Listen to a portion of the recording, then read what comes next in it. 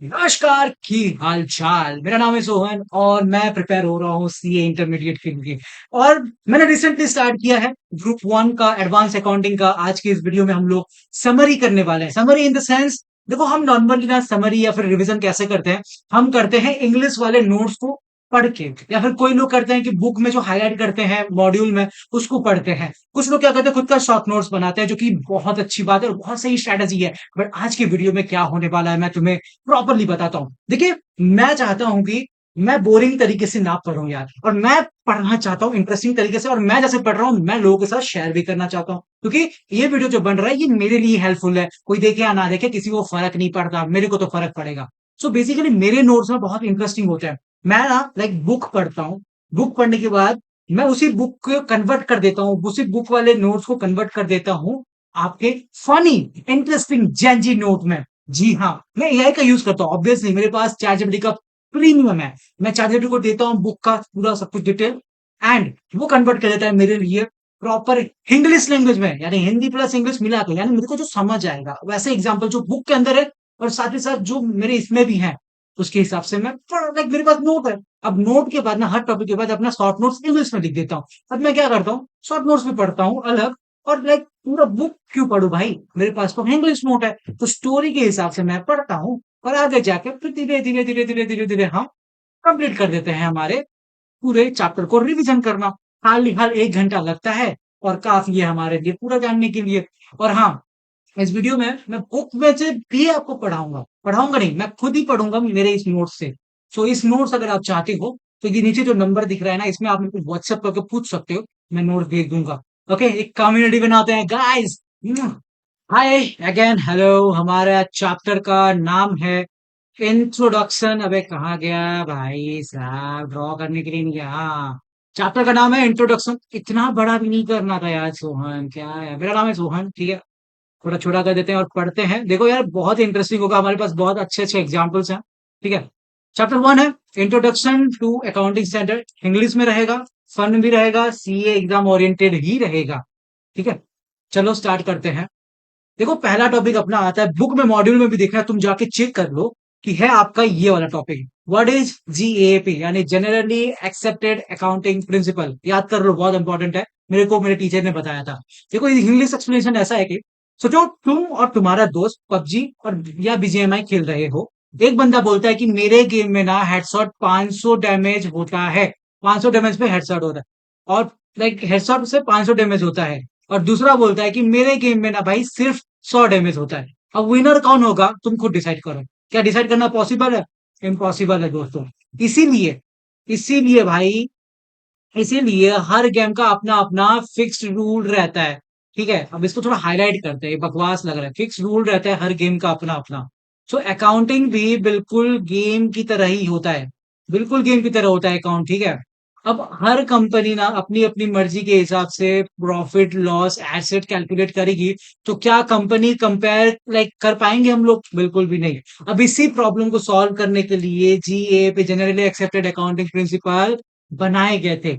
अब इसका simple like definition मैं तुम्हें बताता हूँ। देखो यार, simple definition in the sense कि मैं उसे इंग्लिश लैंग्वेज में बोलूंगा, क्योंकि हमको समझना है, अभी हमको याद कुछ नहीं रखना है, हमको इस वीडियो को डेली डेली देखना है, जिससे कि अपना रिवीजन हो जाए, ठीक है, समझ आ जाए कि क्या है इस चैप्टर में। देखो यार, डेफिनेशन कुछ ऐसा कहता है कि जीएपी एक common set of accounting principle है, स्टैंडर्ड है एंड प्रोसीजर है। ये एक प्रिंसिपल भी है, स्टैंडर्ड है, लाइक स्टैंडर्ड है, प्रोसीजर है, प्रिंसिपल लाइक प्रोसीजर है और प्रिंसिपल है, जो कि हर बिजनेस को फॉलो या business financial like statement prepare करते वक्त फॉलो करना चाहिए। Sorry to like bother, because ये पहली बार है मेरा ऐसा एक कुछ लेक्चर। देखो, जीएपी एक common set of accounting principal होता है, जो कि अकाउंट लाइक फाइनेंशियल स्टेटमेंट बनाने के टाइम में हम यूज करते हैं इस अकाउंटिंग स्टैंडर्ड को, प्रिंसिपल को या प्रोसीजर को, जो कि बिजनेस के फाइनेंशियल स्टेटमेंट यूज होता है। अब इसका सिंपल फॉर्मूला कुछ ऐसा है कि GAP is equal to rule of accounting. यानी ये तुमको याद रखना है, तो डायरेक्टली ये याद रखना है कि अकाउंटिंग का रूल को हम कहते हैं जीएपी। नाउ, इंटरनेशनल वर्सेस आपका इंडिया। चलो, वर्ल्ड लेवल पर कैसा सिस्टम है देखते हैं।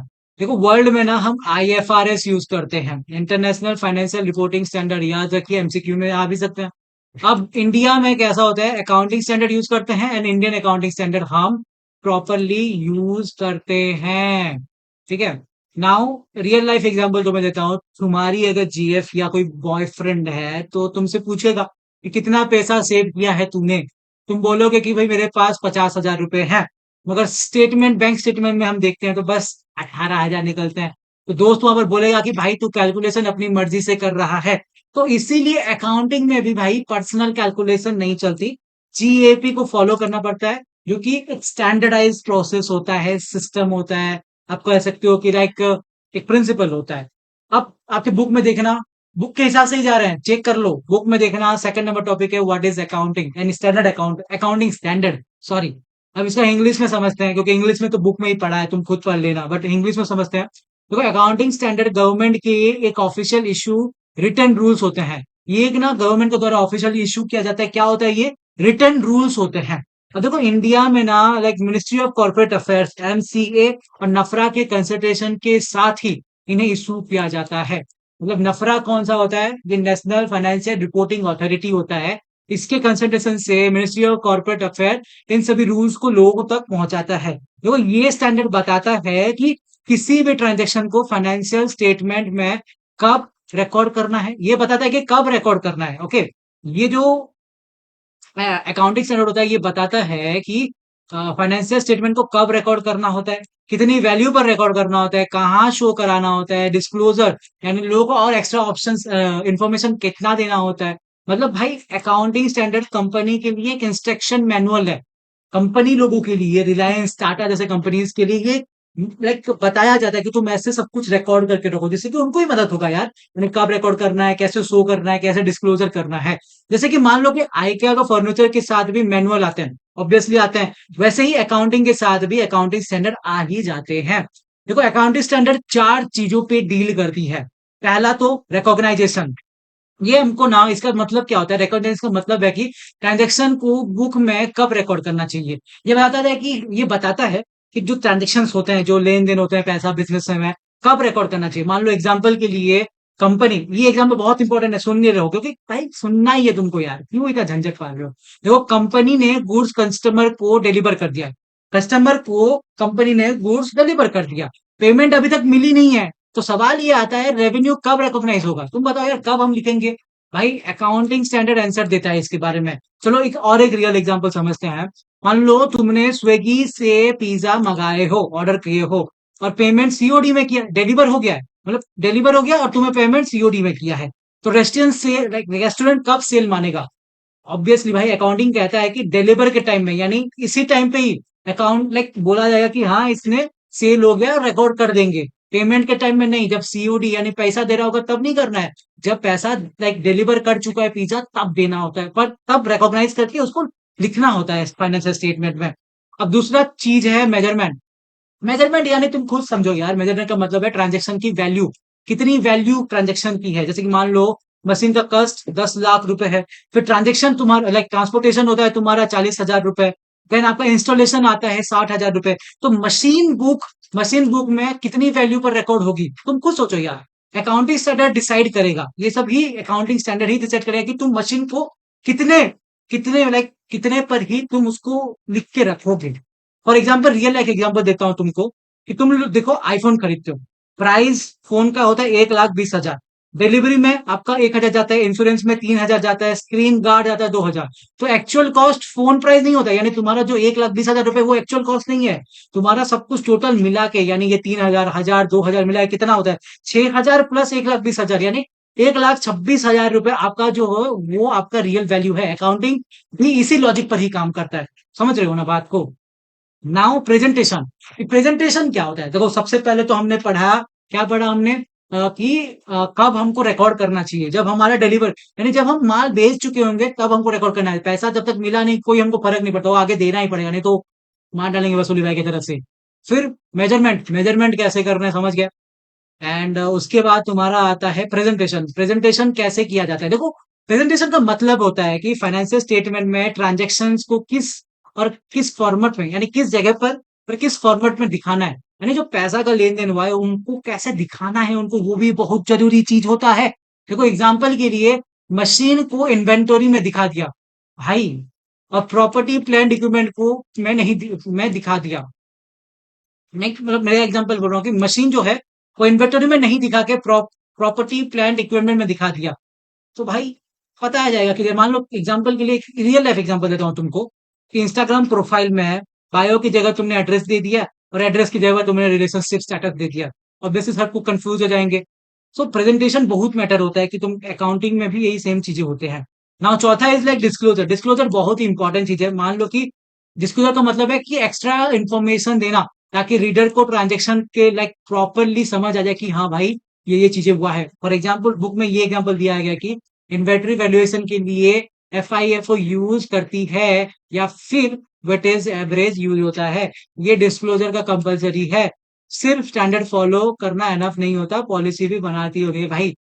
बुक का ये तो समझ ही नहीं आता। चलो एक रियल लाइफ एग्जांपल देता हूँ। मान लो तुमने ऑनलाइन शॉपिंग करते हो, उसमें देखना तुमको लिखा गया होगा कि फ्री डिलीवरी है, 7 दिन में रिप्लेसमेंट कर सकते हो, कैश ऑन डिलीवरी है।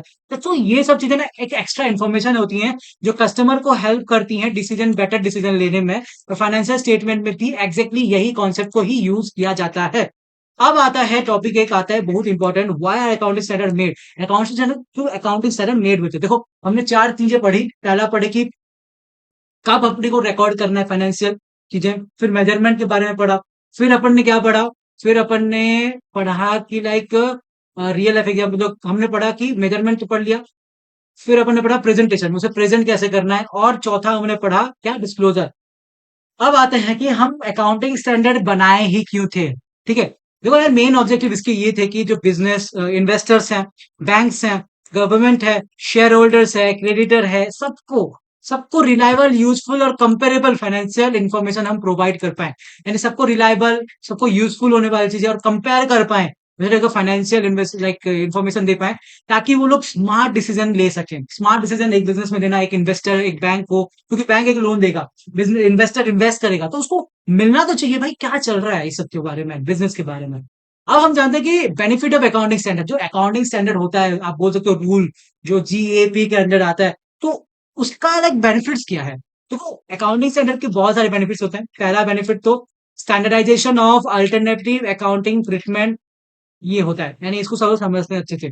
एक ट्रांजेक्शन को अकाउंट करने के कई तरीके होते हैं। एक ट्रांजेक्शन को कई तरीके से हम लिख सकते हैं। अकाउंटिंग स्टैंडर्ड कंफ्यूजन को कम कर देता है। यानी एक ट्रांजेक्शन को हम 50 तरीके से लिख सकते हैं, बट अकाउंटिंग स्टैंडर्ड के कारण से हम उसको एक यूनिफॉर्म वे में लिखते हैं, और ये बताता है कि कौन से मैटर को अलाउ करना है, कौन सा नहीं। For example inventory valuation allowed, FIFO ये एक है, वेटेज। फिर कंपनी जो भी यूज करे उसको डिस्क्लोजर करना करना पड़ेगा। मान लो एग्जांपल, बढ़िया सा एग्जांपल देता हूँ, फन एग्जांपल। कॉलेज में लाइक एक टीचर बोले कि पासिंग मार्क 33 है, दूसरा बोलता है 40 है, तीसरा बोलता है 50 है, रिजल्ट क्या निकला? सब कुछ कंफ्यूजिंग हो गया, झगड़ा स्टार्ट हो गया भाई, रिवोर्स हो गया पूरे कॉलेज में। अब इसीलिए ना फिक्स रूल जरूरी होते हैं। अकाउंटिंग स्टैंडर्ड भी वही करता है, फिक्स रूल बनाता है। नाउ बेनिफिट नंबर 2 जो कि है एडिशनल डिस्क्लोजर। देखो इंग्लिश में समझाऊं तो लॉ हर इंफॉर्मेशन डिस्क्लोज करना कंपलसरी नहीं बनाता। देखो लेकिन accounting standard extra information disclose करने के लिए बोल सकता है, जैसे कि फाइनेंशियल स्टेटमेंट और ट्रांसपेरेंसी बना रहे जिससे। लाइक रियल एग्जांपल में जैसे कि तुम प्रोटीन पाउडर का पैकेट देखोगे, वहां पर sugar free, side effect, serving size, expiry date, ये सब कस्टमर के लिए यूजफुल इंफॉर्मेशन होते हैं। और अकाउंटिंग में भी ये बहुत तरीके से लाइक एक्स्ट्रा डिस्क्लोजर करता है और दिए जाते हैं। नाउ बेनिफिट ये होता है कि कंपैरेबिलिटी हो पाता है। देखो इसका मतलब क्या है कि अकाउंटिंग स्टैंडर्ड कंपनीज की रिपोर्ट कंपेयर करना इजी बना देता है। कंपैरेबिलिटी 2 टाइप्स के होता है, एक इंट्रा एंटरप्राइजेस कंपैरिजन, यानी सेम कंपनी पर डिफरेंट ईयर का कंपैरिजन। फॉर एग्जांपल एबीसी एक लिमिटेड कंपनी है, तुम्हारा ही कंपनी होगा, 2023, 2024, 2025, अगर अकाउंटिंग पॉलिसी सेम है तो कंपैरिजन इजी हो जाता है। यानी ये कंपनी के अंदर है, ईयर टू ईयर का देखा जाता है। फॉर एग्जाम्पल लाइक तुम्हारे घर में तुम घर पे जिम कर रहे हो, तुम्हें अपना जिम प्रोसेस देखने के लिए जनवरी का मान लो तुम 90 किलो के थे, फिर अप्रैल में तुम 80 के हुए, फिर 10 10 घटाते गए, तो तुम कंपेयर कर रहे हो। अगर हर बार तुम सेम वेट मशीन चेक करते हो और कंपेयर सेम मशीन यूज करते हो, सॉरी, तो कंपैरिजन एक्यूरेट हो जाता है। अब आता है इंटर एंटरप्राइजेस कंपैरिजन। इसका मतलब क्या है कि डिफरेंट कंपनीज सेम ईयर पर ये करते हैं, यानी सेम ईयर पे, यानी बहुत सारे कंपनीज मिलकर करते हैं। मान लो रिलायंस वर्सेस टाटा, अपना अकाउंटिंग पॉलिसीज उनका सेम होगा, तो डिफरेंस हम लोग डिस्क्लोज कर सकते हैं कि भाई इस बार इन्होंने इतना का सेल किया, इतना का, ये सब डिस्क्लोज आराम से सीख सकते हैं, देख सकते हैं कि क्या कंपैरिजन, कौन आगे है कौन पीछे है। फॉर एग्जाम्पल विराट कोहली और like Rohit Sharma batting average पर कंपेयर करना, लाइक दोनों दोनों सेम क्रिकेट रूल को अंडर फॉलो करते हैं और क्रिकेट खेलते हैं, तब हम लाइक कंपैरिजन करेंगे तो फेयर होगा। वहीं पर विराट कोहली वर्सेस आपका हुसैन बोल्ट या फिर सुनील छेत्री देखेंगे तो भाई अलग हो जाएगा ना। तो प्रिंसिपल बेस्ड स्टैंडर्ड क्या होता है समझते हैं। अकाउंटिंग स्टैंडर्ड रूल नहीं होते हैं, ये प्रिंसिपल देते हैं। देखो, कॉम्प्लेक्स सिचुएशन में अकाउंटेंट का प्रोफेशनल जजमेंट यूज करना पड़ता है। फॉर एग्जांपल रिलेशनशिप एडवाइस का बात करता हूँ, कोई रूल बुक नहीं होता, बट सिचुएशन के हिसाब से ही डिसीजन लेना पड़ता है। सो अकाउंटिंग में भी आपका कॉम्प्लेक्स ट्रांजेक्शन में जजमेंट यूज होता है। Now status prevail over the accounting standard, मतलब अगर लॉ और अकाउंटिंग स्टैंडर्ड में कंफ्लिक्ट हो जाता है तो लॉ को ही फॉलो किया जाएगा। सिंपल सी बात है। लाइक तुम्हारे पापा बोलते हैं कि 9 बजे घर आना है, फ्रेंड बोलता है 10-11 बजे आना है, तुम किसका बात मानोगे भाई? पापा का बात मानोगे। वैसे ही अकाउंटिंग में अगर लॉ और अकाउंटिंग स्टैंडर्ड के बीच में झगड़े हो जाते हैं तो हम बात तो मानेंगे भाई, बापू लॉ से बात मानेंगे, ठीक है। अब आगे का देखते हैं। क्रिएटिव अकाउंट, ये बहुत सही चीज है। क्रिएटिव अकाउंट, तुम बस सुनो यार, ये मत सोचो कि ये सब याद रखना है भाई, तुम बस सुनो, देखो, बस देखो तुम, क्योंकि भाई अभी तक एग्जाम नहीं आया, अभी 8-9 महीने बाद एग्जाम है अपना, ठीक है। तो बस देखो सुनो जानो। मीनिंग क्या है भाई क्रिएटिव अकाउंटिंग का? देखो, अकाउंटिंग रूल को ट्विस्ट करके फाइनेंशियल स्टेटमेंट को अच्छा या बुरा दिखाना इज लाइक मैनिपुलेशन, जिसको अकाउंटिंग सिस्टम ना लाइक अकाउंटिंग स्टैंडर्ड कम करता है। For example, revenue and expenditure को कैपिटल एक्सपेंडिचर बनाया, जिससे कि रिजल्ट क्या हुआ, एक्सपेंस कम हो गया, प्रॉफिट ज्यादा हो गया। या फिर कैपिटल एक्सपेंडिचर को लाइक रेवेन्यू एक्सपेंसेस बना दिया, जिससे कि रिजल्ट क्या हुआ, एक्सपेंसेस ज्यादा हो गए और प्रॉफिट कम हो गया। अब अकाउंटिंग स्टैंडर्ड की इसी मैनिपुलेशन को कंट्रोल करता है, सिंपल सी बात है। फॉर एग्जाम्पल, एक एग्जाम में तुम्हारा लाइक तुम्हारे 24 मार्क आए हैं और तुमने इंस्टाग्राम में छोड़ दिया कि मेरा ऑलमोस्ट 90 मार्क आया है, भाई रियलिटी तो चेंज हो गई ना, रियलिटी चेंज हो गई। अब बस प्रेजेंटेशन बदल दी, तो क्रिएटिव अकाउंट भी कुछ ऐसा ही होता है यार, समझे। नाउ मैंने ना इसका एक बहुत बेहतरीन चीज कर दिया है, हर टॉपिक इंग्लिश के बाद मैंने इसका इंग्लिश में लाइक 1 लाइन रिवीजन भी कर दिया है, और साथ ही साथ सबसे बेहतरीन चीज ये किया है कि इंग्लिश में नोट, शॉर्ट नोट्स बना दिया। तुमको बनाने की कोई जरूरत नहीं है, एक बार इंग्लिश में देख लो। और ये नोट्स ना तुमको अगर चाहिए तो मैं तुम्हें मेरा नंबर दे देता हूँ। देखो, मेरा नंबर दे देता हूँ मैं, नीचे यहाँ पर स्क्रीन में दिख रहा होगा, एडिट कर लूंगा। उसमें मेरे को सीधा कॉल, या कॉल नहीं, मैसेज कर लिया करना, या फिर मैसेज नहीं भाई, सिंपल सी बात है। मैं लाइक इंस्टाग्राम ये वाला है, इसमें मेरे को मैसेज, इंस्टाग्राम भी नहीं यार, टेलीग्राम ग्रुप, उसमें मेरे को मैसेज कर देना, मैं टेलीग्राम ग्रुप पे बना दूंगा। ये टेलीग्राम ग्रुप डिस्क्रिप्शन में रहेगा। You can just message me, and आगे बढ़ेंगे, मैं आपको नोट्स भी भेज दिया रहूंगा वहीं पर, ठीक है। नाउ 1 लाइन रिवीजन ट्रिक, जैसे कि रिकॉग्नाइजेशन करना, कब रिकॉर्ड करना है, मेजरमेंट मतलब कितनी वैल्यू पर रिकॉर्ड करना है, प्रेजेंटेशन मतलब कहाँ दिखाना है, डिस्क्लोजर मतलब और क्या बताना है। तो रिमेंबर करो, ये सब रिकॉर्ड, मेजरमेंट, प्रेजेंट, डिस्क्लोजर बहुत बढ़िया तरीके से शॉर्टकट रिमेंबर करने का तरीका है। अब एग्जाम के लिए इंग्लिश नोट है, ये देखो यार, शॉर्ट नोट्स है, ये शॉर्ट नोट्स को जरूर पढ़ना, बहुत इंपॉर्टेंट होता है। हम शॉर्ट नोट्स के लिए अभी नहीं कर रहे हैं, हम लोग अभी कर रहे हैं, क्या कर रहे हैं हम लोग अभी, पढ़ रहे हैं प्रॉपर तरीके से इंग्लिश में। नाउ आता है आपका चौथा नंबर, देखना आपके बुक में चेक करना, आपका आएगा status of the accounting standard. Accounting standard का स्टेटस क्या है? चलो एक फन एग्जांपल के साथ स्टार्ट करते हैं। ये चैट जीपीटी से मस्त तरीके से मिला है, ठीक है। सोचो तुम्हारी जीएफ या बीएफ तुम्हें बोलती है कि भाई कल 7 बजे मिलना है, लेट मत होइयो, लेट मत होइयो, बिल्कुल काट डालेंगे तुमको, ठीक है, ऐसे बोलती है। लेट मत होइयो, सॉरी गाइस, नोटिफिकेशन आ गया था इनका। मजाक कर रहा हूँ। फिर तुम्हारे लिए ऑलमोस्ट मैंडेटरी है, लेकिन अगर पुलिस 7 बजे घर आना है या पहुंचने का ऑर्डर दे तो उनकी इंपॉर्टेंस और ज्यादा बढ़ जाएगी, क्योंकि वो लॉ है। सो इसी तरह से अकाउंटिंग स्टैंडर्ड भी मैंडेटरी होते हैं, लेकिन अगर लॉ और अकाउंटिंग स्टैंडर्ड में कंफ्लिक्ट हो जाए तो लॉ की बात ही मानी जाएगी। ये बोला गया कि भाई लॉ सुपीरियर है और अकाउंटिंग स्टैंडर्ड यहाँ पर है, दोनों के बीच में कंफ्लिक्ट हुआ तो सुपीरियर की बात मानेंगे ना भाई। तो what is the status of the accounting standard? देखो, बुक के अकॉर्डिंग ये बोला गया कि अकाउंटिंग स्टैंडर्ड आईसीआई के अकाउंटिंग स्टैंडर्ड बोर्ड डेवलप करता है। ये जो आईसीआई का जो है अकाउंटिंग स्टैंडर्ड बोर्ड एक है, वो डेवलप करता है अकाउंटिंग स्टैंडर्ड, लेकिन एक इंपॉर्टेंट पॉइंट भी है कि आईसीआई पार्लियामेंट या लेजिस्लेटिव नहीं है भाई, वो पार्लियामेंट नहीं है, ठीक है। राज्यसभा या लाइक पार्लियामेंट नहीं है वो, मतलब आईसीआई कोई लॉ बनाने वाली बॉडी नहीं है। आईसीआई, इसीलिए आईसीआई का स्टैंडर्ड कोई लीगली सब पर फोर्स नहीं कर सकते हम। इसको फोर्स लाइक वो सिर्फ अपने सीए मेंबर्स पर प्रोफेशनल डिसिप्लिन के थ्रू कंप्लायंस इंश्योर कर सकता है, ठीक है। तो ये सीए पर ही हो सकता है, थोपा नहीं जा सकता। तो इजी लैंग्वेज में ये है कि आईसीआई टीचर है, गवर्नमेंट प्रिंसिपल है। टीचर रूल बनाता है, लेकिन स्कूल का फाइनल रूल प्रिंसिपल ही का होता है। एग्जैक्टली वैसे ही भाई आईसीआई बस बनाता है, लेकिन लीगल अथॉरिटी गवर्नमेंट के पास होती है। So can accounting standard override law? क्या अकाउंटिंग स्टैंडर्ड ओवरराइड यानी लॉ को हरा सकता है? भाई इम्पॉसिबल, इम्पॉसिबल है। तो बुक का कुछ बेहतरीन पॉइंट है, स्टार मार्क है ये। देखो, अकाउंटिंग स्टैंडर्ड लॉ और लाइक लोकल रिकॉग्नाइजेशन रेगुलेशन को ओवरराइड नहीं कर सकता। अगर कभी अकाउंटिंग स्टैंडर्ड और लॉ के बीच में कंफ्लिक्ट होता है तो लॉ ही जीतेगा, प्रिवेल होगा। फॉर एग्जाम्पल सोचो, तुम्हारा जिम ट्रेनर बोलता है भाई डेली 2 घंटे तो एक्सरसाइज कर, लेकिन डॉक्टर बोलता है भाई तेरा अभी सर्जरी हुआ है बेटा, एक्सरसाइज मत कर। अब यहाँ पर किसकी बात मानोगे भाई आप बात मानोगे डॉक्टर की, क्योंकि डॉक्टर भाई लीगली इंस्ट्रक्शन देता है और मेडिकल सुपीरियर है वो। देखो जिम ट्रेनर तो क्या करेगा। ऐसो एग्जैक्टली ऐसा ही अकाउंटिंग स्टैंडर्ड इंपॉर्टेंट है, लेकिन लॉ उससे भी ज्यादा ऊपर होता है। सो आर अकाउंटिंग स्टैंडर्ड मैंडेटरी? क्या अकाउंटिंग स्टैंडर्ड मैंडेटरी होता है? बुक के अकॉर्डिंग होता है, यस। मॉड्यूल माता जी हमारे, ठीक है। So accounting standard specified date में मैंडेटरी हो जाते हैं, लेकिन ये मैंडेटरी स्टेटस डिपेंड करता है किस एंटरप्राइजेस पर कौन सा लॉ अप्लाई होता है, ठीक है।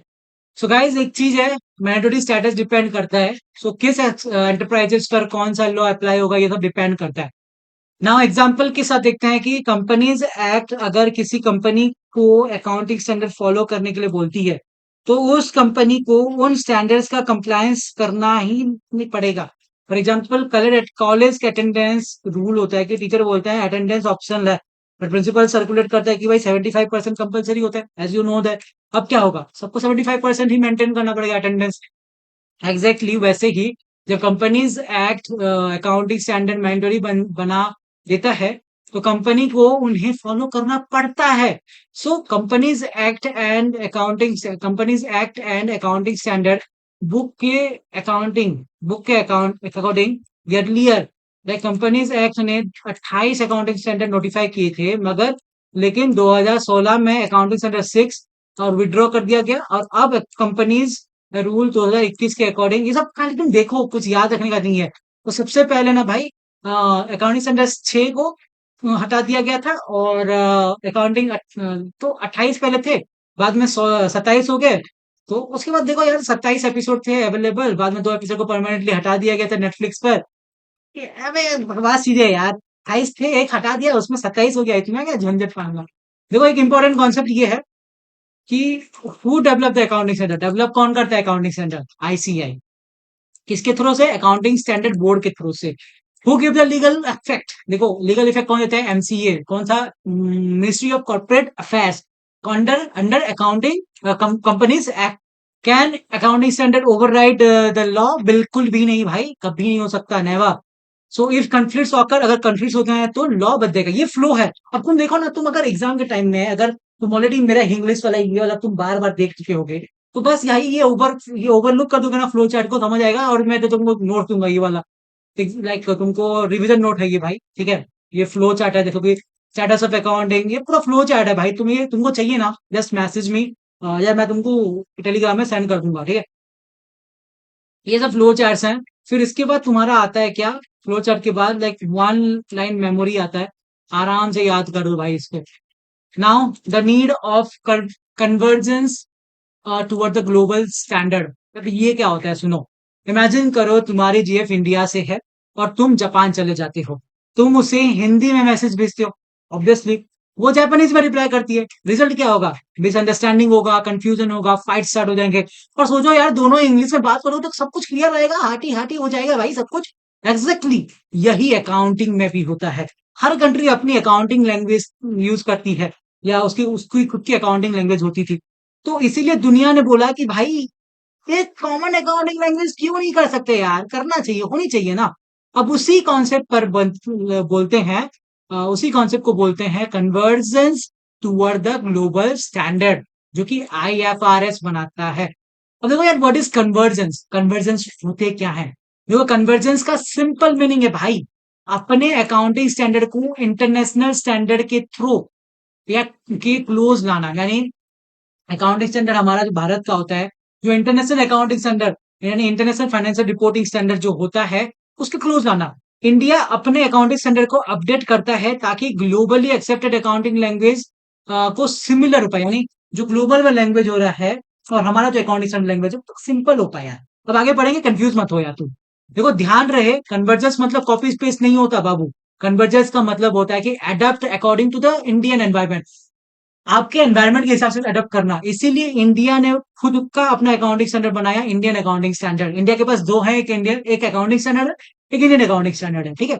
लेकिन देखो, जो ना जो इंडियन अकाउंटिंग स्टैंडर्ड है, जो आईएफआरएस के ऑलमोस्ट सिमिलर होते हैं, लेकिन इंडिया के लॉ के हिसाब से, बिजनेस कंडीशन के हिसाब से थोड़े चेंजेस किए जाते हैं, कार्फ आउट बढ़ेंगे इसके बारे में, किए गए होते हैं। जस्ट इट याद रखो। Now why the convergence needed? Convergence needed क्यों होता है यार? देखो, बुक में ना चार मेजर रीजन दिए गए हैं। Let's understand one by one. पहला रीजन ये है कि raise fund from the international market. Suppose कि तुम्हारी स्टार्टअप इंडिया में सक्सेसफुल हो चुकी है, कंग्रेचुलेसन। अब तुम ना लाइक अमेरिका से इन्वेस्टमेंट लेना चाहते हो, तो इन्वेस्टर तुम्हारी लाइक फाइनेंशियल स्टेटमेंट देखेगा।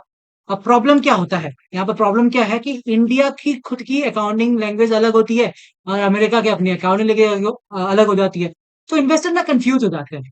फिर क्या हो जाएगा कि फिर कंपनी को पूरे पूरे अकाउंट को दोबारा लाइक अमेरिकन इन्वेस्टर को देना है ना, तो अमेरिकन अकाउंटिंग लैंग्वेज में बनाना पड़ेगा, जिसमें कि टाइम भी जाएगा, वेस्ट होगा, मनी वेस्ट होगा। तो इसी प्रॉब्लम को सॉल्व करता है IFRS, international financial reporting standard. International financial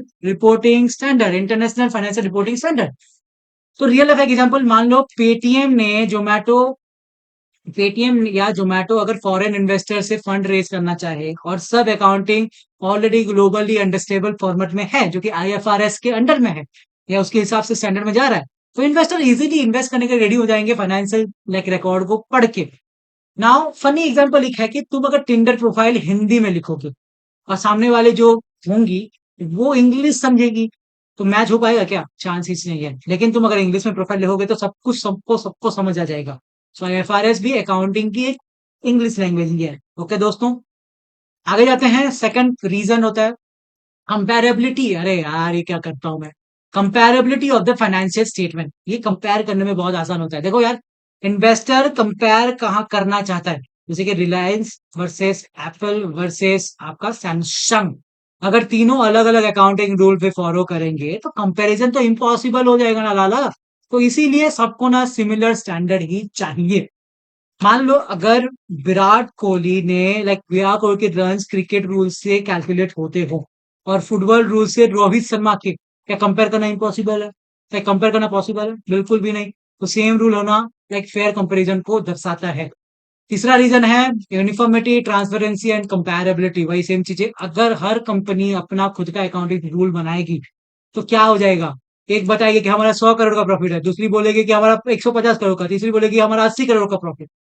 भाई क्या है ये सब? इन्वेस्टर कंफ्यूज हो जाएगा, समझेगा कि फ्रॉड बढ़ रहा है।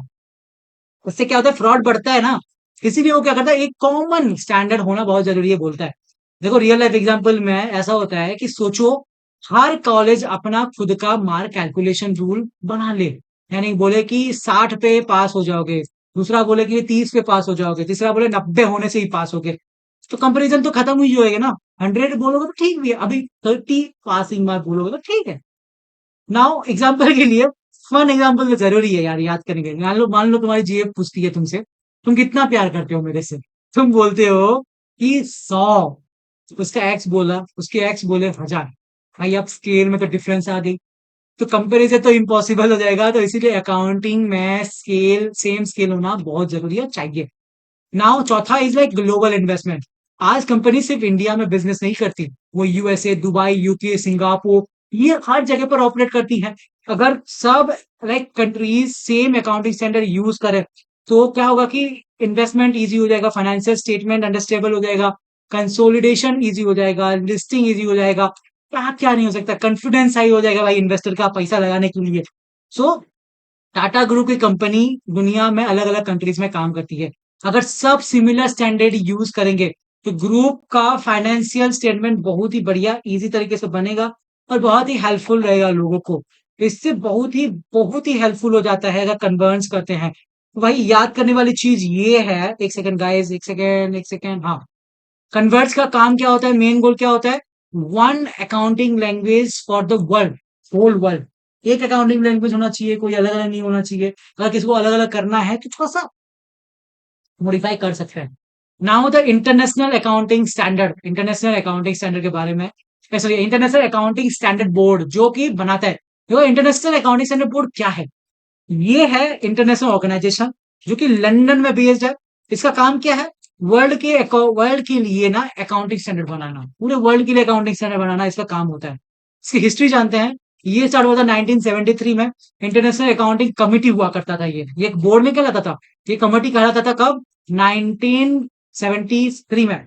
बाद में धीरे धीरे 2001 में इसको रिस्ट्रक्चर किया गया और कहा गया इंटरनेशनल अकाउंटिंग स्टैंडर्ड बोर्ड। अब important exam point of view से पहले वो अकाउंटिंग स्टैंडर्ड, तो पहले 2000 बिफोर 2001 आईएएस यानी इंटरनेशनल अकाउंटिंग स्टैंडर्ड कहलाता था। देन 2001 के बाद इंटरनेशनल फाइनेंशियल रिपोर्टिंग स्टैंडर्ड कहलाया। लेकिन पुराने इंटरनेशनल अकाउंटिंग स्टैंडर्ड भी वैलिड हुआ करते थे। फॉर एग्जांपल फेसबुक का नाम पहले बदल के, फेसबुक पहले नाम था फेसबुक था, बाद में बदल के मेटा किया गया, कंपनी वही रही मगर नाम चेंज हो गया। वैसे ही इंटरनेशनल अकाउंटिंग स्टैंडर्ड कमिटी नाम था 2000 के समय, 1956 जो भी है, उसके 19 क्या जो भी है देखना पड़ेगा। 1973 में इंटरनेशनल अकाउंटिंग स्टैंडर्ड कमेटी था, अब हो गया है इंटरनेशनल अकाउंटिंग बोर्ड, हो गया स्टैंडर्ड बोर्ड हो गया। अब हम आते हैं, आपके बुक में देखिए 7 नंबर में आपका रहेगा international financial reporting standard, IFRS. देखो आईएफआरएस क्या होता है, ये होता है इंटरनेशनल अकाउंटिंग लैंग्वेज, जिसका फुल फॉर्म है इंटरनेशनल फाइनेंशियल रिपोर्टिंग स्टैंडर्ड। अब ये दुनिया भर में लाइक फाइनेंशियल स्टेटमेंट को एक फॉर्मेट, सेम फॉर्मेट में बनाने के लिए यूज होता है। फाइनेंशियल स्टेटमेंट दुनिया में जितने भी हैं उनको एक सेम फॉर्मेट में बनाने का ये एक रूल होता है। इसको हम मॉडिफाई कर सकते हैं, आगे पढ़ेंगे भी। देखो आईएफआरएस में क्या क्या इंक्लूड होता है वो देखते हैं, बुक के अकॉर्डिंग में। IFRS issued by the international financial standard board के द्वारा। और इंटरनेशनल अकाउंटिंग स्टैंडर्ड कौन इशू करता है, international financial standard committee use करता है। ये सब चीजें इसके अंडर में होती हैं। इजी ट्रिक है ये कि ये सब भाई बाप बेटे सब कुछ है यार, सब मिलकर आईएफआरएस फैमिली बनाते हैं। सो आईएफआरएस सिंपल सी बात है, ये एक फॉर्मेट देता है लोगों को, एक कॉमन फॉर्मेट जिसको सबको फॉलो करना होता है। ना प्रिंसिपल बेस्ड स्टैंडर्ड ये होता है कि international financial reporting standard detail rule book नहीं होता, ये बोर्ड प्रिंसिपल देता है। मतलब सिचुएशन के अकॉर्डिंग प्रोफेशनल जजमेंट यूज करना होता है। फॉर एग्जाम्पल गूगल में बोलता है डेस्टिनेशन यहाँ है, गूगल में बोलता है डेस्टिनेशन यहाँ है, रोड तुम चूज करोगे एग्जैक्टली वैसे ही आईएफआरएस भी एक प्रिंसिपल बताता है। हर सिचुएशन का एग्जैक्ट रूल नहीं होता, तुमको बनाना पड़ता है। सो बिकमिंग आईएफआरएस कंप्लेंट्स, आप देखो यार कोई भी कंपनी ना दो तरीके से आईएफआरएस को फॉलो कर सकती है। पहला तो technique number 1 is like adoption, directly adopt कर लेना, यानी डायरेक्टली आईएफआरएस को एक्सेप्ट कर लेना, कोई चेंजेस नहीं करना। सोचो कि स्कूल बोले एनसीईआरटी बुक को यूज करना है, कोई मॉडिफिकेशन नहीं होगा। और टेक्निक 2 ये होगा कि कन्वर्जेंस। कन्वर्जेंस में क्या होता है, आईएफआरएस को अडॉप्ट करना होता है लेकिन अपने कंट्री के लॉ के एनवायरमेंट के हिसाब से मॉडिफाई करना ही होता है। For example India exactly convergence को फॉलो करती है। देखो इंडिया ने बनाया इंडियन अकाउंटिंग स्टैंडर्ड जो आईएफआरएस से ऑलमोस्ट सेम होता है, बस इंडियन कंडीशन में बिजनेस के हिसाब से चेंज किए गए, मॉडिफाई किए गए हैं।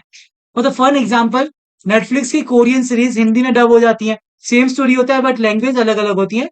तो इसीलिए एग्जैक्टली ऐसा ही आईएफआरएस में इंडियन अकाउंटिंग स्टैंडर्ड कन्वर्ट कर दिया गया, थोड़ा सा चेंज करके। अब देखो बेनिफिट क्या होता है आईएफआरएस को कन्वर्ट करने से।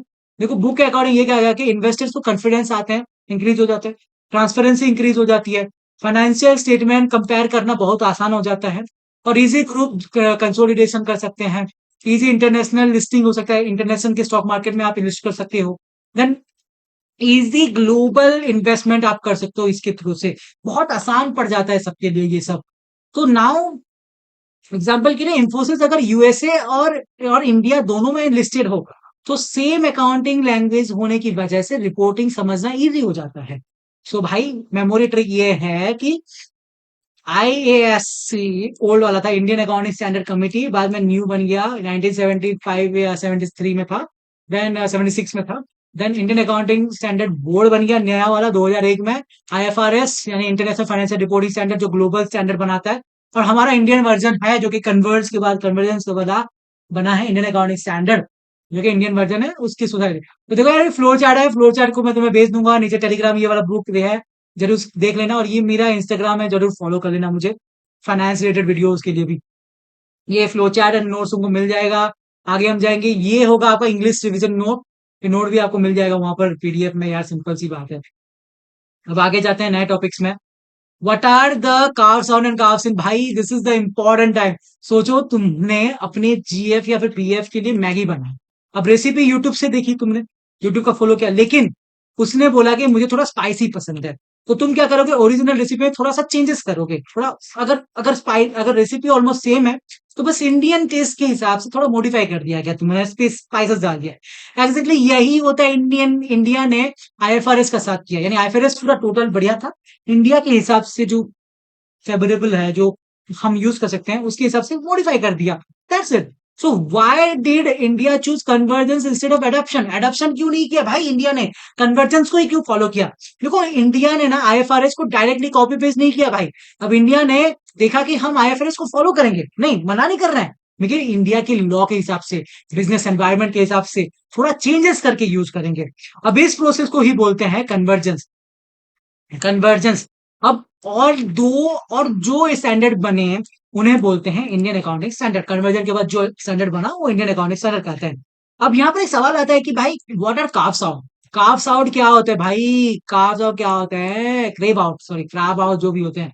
देखो यार बुक्स कहती है, जब इंडिया आईएफआरएस के किसी भी अकाउंटिंग प्रिंसिपल में इंडियन इकोनॉमी के हिसाब से, लॉ के हिसाब से वजह से चेंजेस करता है, और चेंजेस उसी चेंजेस को कहते हैं carve out. For example IFRS rule को इंडिया कहता है कि ये रूल इंडिया के लिए परफेक्ट नहीं है, तो रूल को मॉडिफाई कर दिया गया, तो उसको कार्व आउट कहते हैं।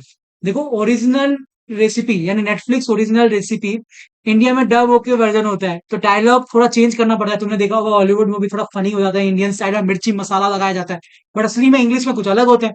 तो वैसे ही कहानी सेम होती है, बट ऑडियंस के हिसाब से हम बना लेते हैं, उसी के लिए ये काफ्स आउट कहलाएगा। फॉर एग्जाम्पल तुम्हारी जीए बोलती है पिज्जा ऑर्डर करना, बट तुमने बोला कि भाई एक्स्ट्रा चीज हटा देते हैं क्योंकि मैं अभी डाइट पे हूँ, डाइट में पिज्जा खा रहा है, तो ओरिजिनल पिज्जा सेम ही है, बस थोड़ा सा मॉडिफिकेशन किया। एग्जैक्टली यही होता है आईएफआरएस, जो कि हम थोड़ा सा मॉडिफाई कर देते हैं। और अकाउंटिंग स्टैंडर्ड में, इंडियन अकाउंटिंग स्टैंडर्ड में इसको बोलते हैं, मॉडिफाई करने को भी बोलते हैं कार्व्स आउट। देखो टर्मिनोलॉजी चेंज हो जाती है, टर्मिनोलॉजी चेंजेस हो जाती हैं, बट कार्व्स आउट चेंज नहीं होता। देखो बुक ने बोला है कुछ चेंजेस सिर्फ वर्ड्स के होते हैं। फॉर एग्जाम्पल आईएफआरएस में कहा जाता है स्टेटमेंट ऑफ फाइनेंशियल पोजीशन, जिसको हम बैलेंस शीट बोलते हैं इंडियन अकाउंटिंग स्टैंडर्ड में।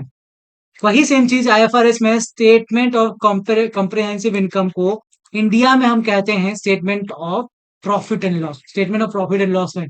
तो ये टर्मिनोलॉजी चेंजेस हो जाते हैं और कुछ नहीं होता, कार्व्स आउट बिल्कुल भी चेंज नहीं करता, तो इसे ये कार्व आउट नहीं कहलाते, ठीक है। अब removal removal of accounting option, ये क्या होता है, आईएफआरएस कभी कभी एक ट्रांजेक्शन के लिए ना मल्टीपल ऑप्शन देता है, तो इंडिया ने कंसिस्टेंसी के लिए कुछ ऑप्शंस रिमूव कर दिए, और बुक के अकाउंट के लिए या ये भी कार्व आउट नहीं होते। फॉर एग्जाम्पल टीचर बोले कि भाई असाइनमेंट पेन या पेंसिल दोनों से लिखना, स्कूल बोला कि नहीं भाई सिर्फ पेन पे लिखो, रोल सिंप्लीफाई है भाई लेकिन कॉन्सेप्ट सेम है, इसलिए नो कार्व्स आउट, ये कार्व्स आउट नहीं कहलाएगा। So difference between economic environment, India की कुछ चीजें होती हैं, इंडिया इकोनॉमी में, लॉ में, बिजनेस प्रैक्टिसेस में सब कंट्रीज से अलग अलग है। सो इसी वजह से कुछ अकाउंटिंग रूल्स मॉडिफाई किए गए होते हैं, सो कार्व्स आउट कहलाते हैं इनको। और अभी हम पढ़ेंगे कार्व्स इन क्या होता है। देखो बुक डेफिनेशन के हिसाब से आईएफआरएस में जो गाइडेंस नहीं दिए गए होते हैं, लेकिन इंडिया ने एक्स्ट्रा गाइडेंस ऐड कर दिए हैं, उसे कार्व्स इन बोलते हैं। यानी आईएफआरएस इंडिया ने और एक्सप्लेनेशन ऐड कर दिया, उसे कार्व्स इन कहते हैं। यानी इंडिया के हिसाब से थोड़ा और ऐड कर देते हैं, क्योंकि भाई अमेरिका में कचरा ज्यादा आई मीन अमेरिका में भसड़ नहीं मचाते, इंडिया में भसड़ मचा ही देते हैं। तो भाई वही सेम चीज है, देखिए कहा गया है। हाँ, वही सेम चीज है कि थोड़ा ऐड करने के, थोड़ा और डिसिप्लिन करने के लिए काप्सिन किया जाता है, यानी और ऐड किया जाता है। मान लो फोन के साथ चार्जर नहीं मिलता, ऑब्वियसली यार यूएसए में नहीं मिलता, बट इंडिया बोलता है चार्जर भी देना पड़ेगा। तो एक्स्ट्रा चीज हमने ऐड कर दिया लोगों से अलग हटके, इसे बोले काप्सिन। तो कार्व्स आउट का मतलब होता है समथिंग रिमूव्ड और मॉडिफाइड, कार्व्स इन का मतलब होता है something added. Now 10 number is like convergence to IFRS in India. IFRS में कैसे कन्वर्जन किया गया था इंडिया में?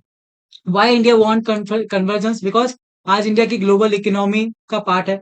इंडियन कंपनीज फॉरेन कंट्रीज में बिजनेस करती हैं, फॉरेन कंपनीज इंडिया में इन्वेस्ट करती हैं, और साथ ही साथ फाइनेंशियल स्टेटमेंट ग्लोबली अंडरस्टेबल होने चाहिए। इसीलिए इंडिया ने आईएफआरएस के क्लोज जाने का डिसीजन लिया था। सो आईसीएआई स्टडी करता है आईएफआरएस को, कंपेयर करता है इंडियन लॉ के साथ, कंपेयर फिर मॉडिफाई करता है रिक्वायर्ड होने से, फिर बनाते हैं इंडियन अकाउंटिंग स्टैंडर्ड। फ्लो के हिसाब से याद करो, सब कुछ याद हो जाएगा।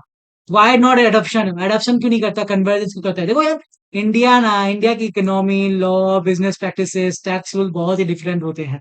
सो इसीलिए कंपनी डायरेक्ट कॉपी पेस्ट नहीं कर सकती, इसलिए कन्वर्जेंस को यूज करना पड़ा। लाइक आईफोन यूएस वर्जन वाली जो इंडिया में ना, लाइक उसका इंडियन वर्जन के साथ देखा जाए तो देखो, आईफोन जो है यूएस वर्जन अलग रहता है और इंडियन वर्जन अलग रहता है, यानी सिम सपोर्ट अलग रहता है, ऐप अलग होता है, लैंग्वेज अलग होता है, फोन अलग होता है, नहीं फोन से होता है, बट इंडियन मार्केट के हिसाब से थोड़ा चेंजेस किया जाता है। एग्जैक्टली आईएफआरएस भी सेम ही है, इंडियन अकाउंटिंग स्टैंडर्ड भी सेम ही है, बट थोड़ा मॉडिफिकेशन किया गया है। तो two set of accounting standard साथ दिया बुक के अकॉर्डिंग। पहला तो इंडिया ने डिसाइड किया है कि दो स्टैंडर्ड्स रहेंगे। पहला इंडियन अकाउंटिंग स्टैंडर्ड आईएफआरएस के कन्वर्स हुआ है, और एक इंडियन अकाउंटिंग स्टैंडर्ड, एक खाली अकाउंटिंग स्टैंडर्ड जो कि ओल्ड अकाउंटिंग स्टैंडर्ड से लिया गया है। Now 11 number topic, like what are the Indian accounting standard? Indian accounting standard क्या क्या है भाई? यहाँ का जो टॉपिक होगा ना, झंझट मत पालना, क्योंकि आगे इसके बारे में पढ़ना है। तो भाई इंडियन अकाउंटिंग स्टैंडर्ड ये कहलाता है, ये सेंट्रल गवर्नमेंट इशू करती है। अब accounting standard board of Indian accounting chartered accountancy जो है सुपरविजन करता है, और नफरा कंसल्टेशन के बाद फाइनली सब कुछ सेट हो जाता है। एमसीओ उसे नोटिफाई करता है। And who does what? देखो आईसीआई जो है अकाउंटिंग स्टैंडर्ड बोर्ड है इसकी, वो ड्राफ्ट बनाता है। देन नफरा जो होता है वो रिकमेंड करता है, और एमसीए क्या करता है, वो नोटिफाई करता है ऑफिशियली, एंड कंपनीज फॉलो करती हैं उसको। नाउ नंबरिंग ट्रिक के हिसाब से सोचो, ICI accounting standard as a same number. देखो आईएफआरएस को अगर हम आईएफआरएस 1 बोलेंगे तो इंडियन अकाउंटिंग स्टैंडर्ड में आईएफआरएस 1 प्लस 100 कर देने का। आईएफआरएस 1 है तो 100 प्लस 1 करके आईएफ इंडियन अकाउंटिंग स्टैंडर्ड 101 कहा जाता है। 2 है तो 102 कहा जाएगा, 15 है तो 115 कहा जाएगा। तो भाई याद रखना है तो आईएफआरएस प्लस 100 कर दो तो इंडियन अकाउंटिंग स्टैंडर्ड आ जाते हैं। सो benefit of Indian accounting standard क्या होती है? देखो इसके कारण से बुक के पॉइंट में लिखा गया है कि ग्लोबलाइजेशन होती है, ट्रांसपेरेंसी बढ़ती है, कंपेरेबिलिटी होती है, बेटर डिस्क्लोजर मिलता है। फॉर एग्जाम्पल, रियल एग्जाम्पल ऐसा है कि अगर टाटा और एप्पल दोनों सिमिलर अकाउंटिंग स्टैंडर्ड फॉलो करेंगे तो इन्वेस्टर इजीली कंपेयर कर सकता है ना भाई, कहाँ इन्वेस्ट करना है अपने को। सो बहुत इंपॉर्टेंट है। 12 नंबर, 12 नंबर आपको बुक में देखिए, history of IFRS converge Indian accounting standard होगा। तो टाइमलाइन देखते हैं। 2006 में इंडियन अकाउंटिंग स्टैंडर्ड ने आईएफआरएस की तरफ मूव करना स्टार्ट किया, गवर्नमेंट ने सपोर्ट दिखाया। इनिशियली इम्प्लीमेंटेशन प्लान 2011 में किया गया था, बट टैक्स और प्रैक्टिकल इश्यूज आए, इसलिए इम्प्लीमेंटेशन पोस्टपोन होकर 2000 हो गया था। अब 2014 में फाइनेंस मिनिस्टर जो लेट श्री अर्जुन जेटली थे, अनाउंस करते हैं अर्जेंसी फॉर द कन्वर्जन। सो 16 फरवरी 2015 को एमसीए ने इशू कर दिया कंपनीज रूल 2015। फिर आता है 1 अप्रैल 2015 को वॉलेंटरी अडॉप्शन होता है। देन 1 अप्रैल 2016 को मैंडेटरी किया जाता है। देन सेपरेट रोड में बैंक, इंश्योरेंस कंपनीज, एनबीबीएस को दिया जाता है। यार सिंपल सी बात, धीरे धीरे करते हैं। फिर सोचो कॉलेजेस बोलता है कि नेक्स्ट सेमेस्टर में यूनिफॉर्म कंपलसरी, स्टूडेंट बोले कि भाई थोड़ा टाइम तो दो, कॉलेज पोस्टपोन कर देता है। फिर नेक्स्ट ईयर ऑफिशियली कंपलसरी कर देना। एक्चुअली यही इंडियन अकाउंटिंग स्टैंडर्ड का एक इम्प्लीमेंटेशन प्रोसेस था, यानी डायरेक्टली नहीं बोला गया कि तुम यूज ही करो, तुम अकाउंटिंग स्टैंडर्ड यूज करो तुम्हारा मन, धीरे धीरे धीरे धीरे वॉलंटरी से आप खुद से आओ, यूज करो। फिर धीरे धीरे ना क्या होता गया कि बोला गया कि भाई तुमको इंडियन अकाउंटिंग स्टैंडर्ड ही फॉलो करना पड़ेगा। ठीक है ना, ये आपका फ्लो चार्ट है यार, अगर चाहिए तो टेलीग्राम ग्रुप ज्वाइन कर लेना। Now now now now now है दूसरा टॉपिक, दूसरा टॉपिक, दूसरा टॉपिक, दूसरा टॉपिक अभी आएगा देखना। दूसरा टॉपिक है list of Indian account standard. भाई ये बहुत बड़ा टॉपिक नहीं होता, उसका कुछ ज्यादा मतलब ही नहीं है। सबसे पहले एक बात क्लियर कर देता हूँ, ये सेक्शन ना कॉन्सेप्ट समझने के लिए है बल्कि मैपिंग करने के लिए है। ठीक है, कौन सा आईएफआरएस इंडिया में है, कैसा है, तो आगे देखते हैं भाई। तो इसकी क्या जरूरत है भाई? देखो सोचो, तुम्हारा दोस्त इंस्टाग्राम पे यूजर नेम चेंज कर देता है। पहले उसका राहुल डैश 123 था, अब वो बना देता है द रियल राहुल। तो इंसान वही है, बट नाम थोड़ा चेंज हो गया। वैसे ही भाई आईएफआरएस और इंडियन अकाउंटिंग स्टैंडर्ड का रिलेशन सेम होता है, बट नाम चेंज होता है। अगर स्टैंडर्ड स्टैंडर्ड आईएफआरएस से बनाता है तो जनरली इंडियन अकाउंटिंग नंबर और आईएफ नंबर, भाई ये अभी हम जस्ट रिसेंटली लिया, गलत तरीके से लिख लिया। आगे करते हैं, आगे आगे आगे आगे आगे आगे आगे आगे आगे आगे आगे आगे आगे आगे आगे। पहली बार कर रहा हूँ, मेरी वाट लग रही है पता है। हाँ ये क्या है भाई? मेरे एग्जाम्पल्स जो चैटजीपीटी बना के दिए ना भाई, हंसी आ जाता है। हाँ अभी बहुत इंपॉर्टेंट टॉपिक एक आया है भाई, कैसे मैं भूल जा रहा हूँ इसको। इंपॉर्टेंट टॉपिक है ये, लास्ट टॉपिक है, देख लो फिर उसके बाद थका हार जाके खत्म बात।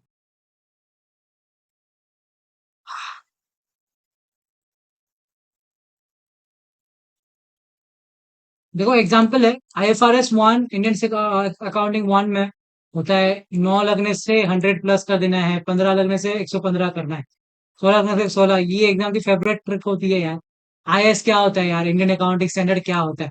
इंडियन स्टैंडर्ड पुराने स्टैंडर्ड है, ये पुराने स्टैंडर्ड्स होते हैं। अब इंटरनेशनल अकाउंटिंग स्टैंडर्ड, सॉरी, अब इनके लिए ना मोस्टली नंबरिंग सेम रखी गई है। यानी आईएएस में 2 है तो इंडियन अकाउंटिंग स्टैंडर्ड भी 2 होगा। 16 है तो 16 रहेगा, 21 है तो 21 रहेगा, ज्यादा नहीं। 31 है तो 31। यानी आईएएस की नंबरिंग मोस्टली सेम हो जाती है।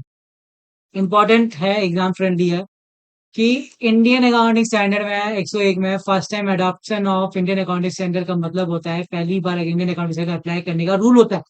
अब इंडिया अकाउंटिंग स्टैंडर्ड में बिजनेस कंबिनेशन, पुराने अकाउंटिंग स्टैंडर्ड बोर्ड 14, ये सब चीजें को डिस्क्लोज करता है। ये सब इम्पोर्टेंट नहीं है दादा। आगे देखते हैं, आगे देखते हैं। बस यार ज्यादा कुछ नहीं है, थोड़ा इंपॉर्टेंट चीज एक आएगा, बस वही देखने का, फिर आगे चले जाएंगे। ठीक है, कुछ फेजेस में भाई इस चीजों को अप्लाई किया गया था। ठीक है, पहले phase 1 account Indian accounting standard को, पहला तो फेज 1 हुआ था अप्रैल 1 2015 को। बोला गया कि वॉलंटरी अडॉप्शन करो, मतलब कंपनी को चाहे तो कर सकती है, तो इंडियन अकाउंट को यूज कर सकती है, और या फिर अकाउंटिंग स्टैंडर्ड को फॉलो कंटिन्यू कर सकती है। ये सिर्फ उस कंपनी को था जो कि होल्डिंग कंपनी है, सब्सिडरी कंपनी, एसोसिएट कंपनी, जेवी कंपनी के लिए था। बैंक, इस इंश्योरेंस कंपनी, एमबीएससी ये इंक्लूडेड नहीं थे इसमें। बट 1 अप्रैल को गेम थोड़ा सीरियस हो जाता है, मैंडेटरी कर दिया जाता है लिस्टेड कंपनी जिनका नेटवर्क 500 करोड़ तक का है या उससे ज्यादा है, और अनलिस्टेड कंपनी जिनका 500 करोड़ का है और उससे ज्यादा है। अब उनके लिए ना parent company, subsidiary company, GFC, इन सब के लिए ना भाई कंपलसरी हो गया था। देन भाई फेज 2 में क्या होता है, अप्रैल 1 2017 को मैंडेटरी कर दिया जाता है Indian accounting standard listed company का के साथ है। हाँ हाँ, लिस्टेड कंपनी के हिसाब से 250 करोड़ से लेके अनलिस्टेड में 500 करोड़ के नेटवर्क होने चाहिए। एसएमई में एक्सचेंज वाली कंपनीज कंपलसरी नहीं थी, वो एग्जिस्टिंग अकाउंटिंग स्टैंडर्ड को फॉलो कर सकती थी। अब ये जो वंस अडॉप्टेड, इसके बाद तुम ना बैक नहीं हो सकते। ठीक है, अगर तुमने एक बार अकाउंटिंग स्टैंडर्ड यूज कर लिया इंडियन अकाउंटिंग स्टैंडर्ड, तो अकाउंटिंग स्टैंडर्ड में नहीं जा सकते, रिटर्न टिकट नहीं है दोस्त। नाउ कंपनीज नॉट कवर्ड, जो रोड मैप है यार, छोड़ ये सब। फिर एनबीएफसी यानी नॉन बैंकिंग फाइनेंशियल रिपोर्ट, ये जो है यार, ये फेज 1 अप्रैल 1 2018 में बोला गया था। फिर एनबीएफसी जो थी 500 करोड़ वाले नेटवर्क को, हाँ बोले इंडियन अकाउंटिंग स्टैंडर्ड फॉलो करो बोलती है। फेज 2 2019 को भाई कहा गया लिस्टेड एनबीएफसी या फिर 250 करोड़ से ज्यादा था उसके हिसाब से। अब इंडियन अकाउंटिंग स्टैंडर्ड जो थी वो बहुत इंपॉर्टेंट, उसमें वो लोग कर सकते थे। तो इंपॉर्टेंट याद रखो, ये सब वॉलंटरीली आते थे, अलाउड नहीं था ऐसे ही बस। फिर उसके बाद धीरे धीरे जाओगे तो शेड्यूल कमर्शियल बैंक, इनिशियली नहीं थी, बाद में 2018 को आ गई। नहीं नहीं आई नहीं, इनको बोला गया कि इम्प्लीमेंट करने का ट्राई किया 2018 को, बट वो आरबीआई ने पोस्टपोन कर दिया। फिर 19 को आया, फिर और पोस्टपोन हो गया, फिर अभी तक भी कुछ नहीं हुआ है भाई। उनका इंडियन अकाउंट स्टेटमेंट वो लोग फॉलो नहीं करते, वो लोग बस अकाउंटिंग स्टैंडर्ड को ही फॉलो करते हैं। इंश्योरेंस कंपनीज को भी इनिशियली 2018 में बोला गया था, आईआरडीआईए जो है वो बोलता है डिले होगा। फिर 2020 में बोला, फिर और एक बार डिले हो गया। फिर टिल दैट अभी तक कुछ नहीं हुआ है भाई, वो लोग भी अभी अकाउंटिंग स्टैंडर्ड को फॉलो करते हैं। ठीक है, अब धीरे धीरे नेटवर्क, जैसे कि रिलायंस, एग्जांपल के लिए रिलायंस इंडस्ट्री जो थी, नेटवर्क 500 करोड़ से, अरे क्या हो गया दादा, हाँ 500 करोड़ से ज्यादा ही था, 2016 से ही वो लोग फॉलो करे जा रहे हैं। हाँ ये है शॉर्ट नोट्स आपका, चाहिए तो टेलीग्राम ग्रुप, फ्लो चैट है भाई, ज्यादा कोई झंझट नहीं है, खत्म बात। मिलते हैं अगले वीडियो में, रुको एक सेकेंड यार। हाय दोस्तों, कैसे हो तुम लोग? हाय, आई होप तुम्हें मजा आया होगा ये क्लास में। देखो यार, मैंने अपना रिवीजन करने के लिए एक वीडियो बना दिया। मैंने सोचा कि भाई देखो, जो चीज आपको समझ आता है उसी चीज में नोट लिखना चाहिए। अच्छी चीजें हैं, करेक्ट चीजें हैं, जो बुक में दिए गए वही चीजें हैं, मगर शॉर्ट नोट्स अपना खुद का बनाओ, जैसे कि रिवीजन हो। शॉर्ट नोट्स भी रिवीजन के लिए। और ये भाई अकाउंटिंग है, प्रैक्टिकल बहुत इंपॉर्टेंट है। स्टार्टिंग के कुछ चैप्टर्स ऐसे हैं, और धीरे धीरे जब आप जाओगे इलिस्ट्रेशन में। ओके, मिलते हैं अगले वीडियो में, अगले रिवीजन, अगले किसी सब्जेक्ट के साथ, क्योंकि मेरे पास अभी हर चैप्टर वन का नोट्स है। तो मैं तो ट्राई करूंगा कि भाई मैं अपना रिवीजन करूं और आपको प्रोवाइड करूं। मिलते हैं अगले वीडियो में। जय माता दी, सीए बनने के लिए तैयार हो जाइए मेरे साथ, यानी मैं तो खुद आपके साथ रहूंगा।